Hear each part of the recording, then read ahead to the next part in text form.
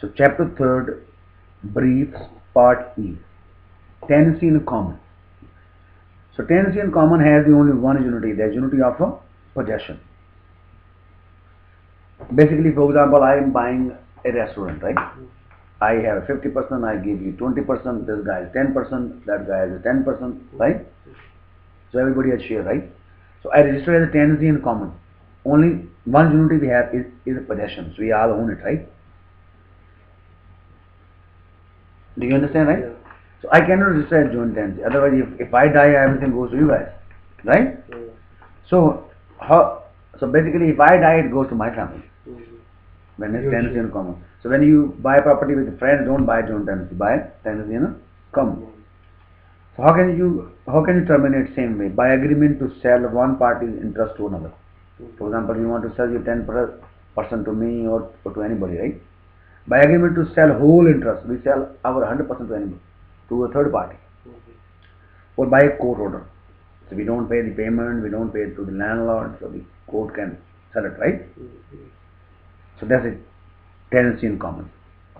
So basically, we are done for this one, but it's very easy. Is it chapter 3? Yeah. We So done check- chapter 3, yeah? Yeah. So basically, what we have done the fee simple. We did 3 estates: fee simple, life estate, and life estate per author way. Fee simple means no qualification required. Life estate based on the life.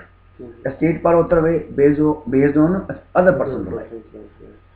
And then we did 3 ways: voluntary, you are liable, right? Direct waste, direct positive act, like cutting down the timber, right? Pulling down the garage. Permissive, with the passage of the time, property deteriorate. You are not liable. Third is ameliorating means improvement. You are liable, but normally you are improving the property, like changing the paint, right? So basically, you are not liable. The question they ask, which of them you are liable, not liable, is a permissive. If you want to escape liability, then you have to have a phrase, right? Without impeachment for waste. That is equitable waste. What is that? When you want to escape liability from the remainder man or reverser, right? Then you write this phrase. Where? Yeah, without impeachment for waste. Where do you write it? What? In a contract. Oh. Okay, then is a privity of contract, right?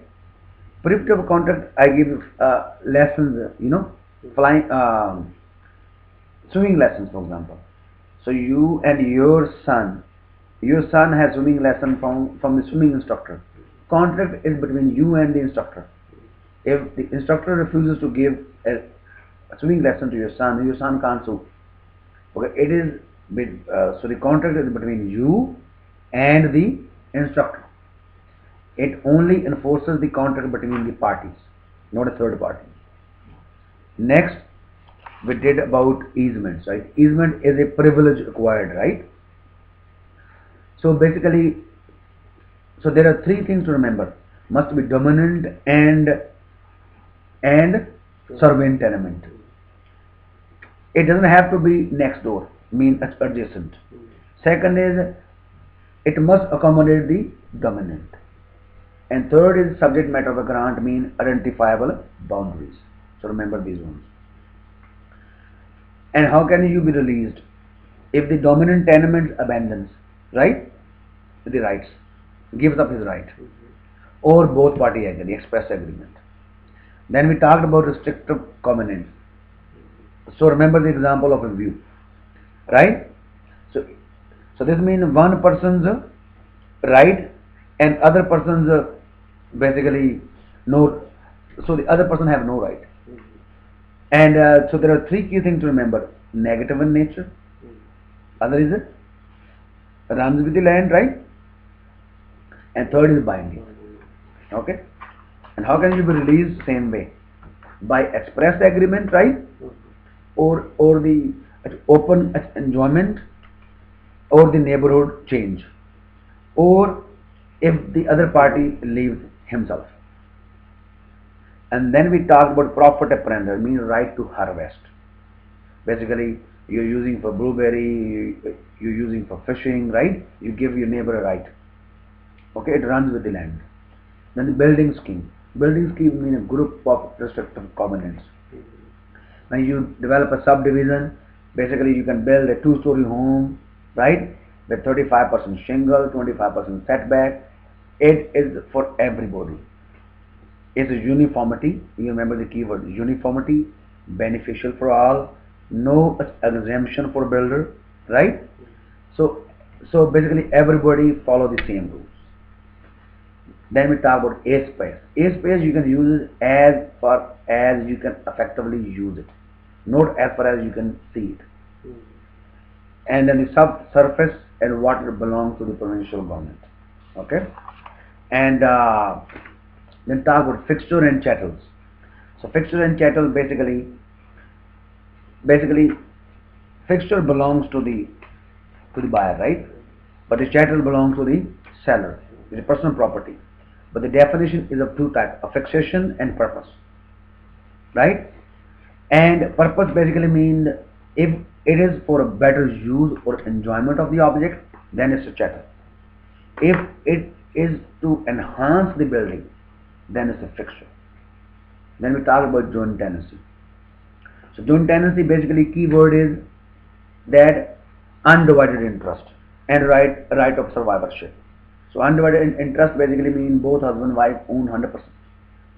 One dies, other becomes the sole owner. It cannot be will. You cannot write in a will.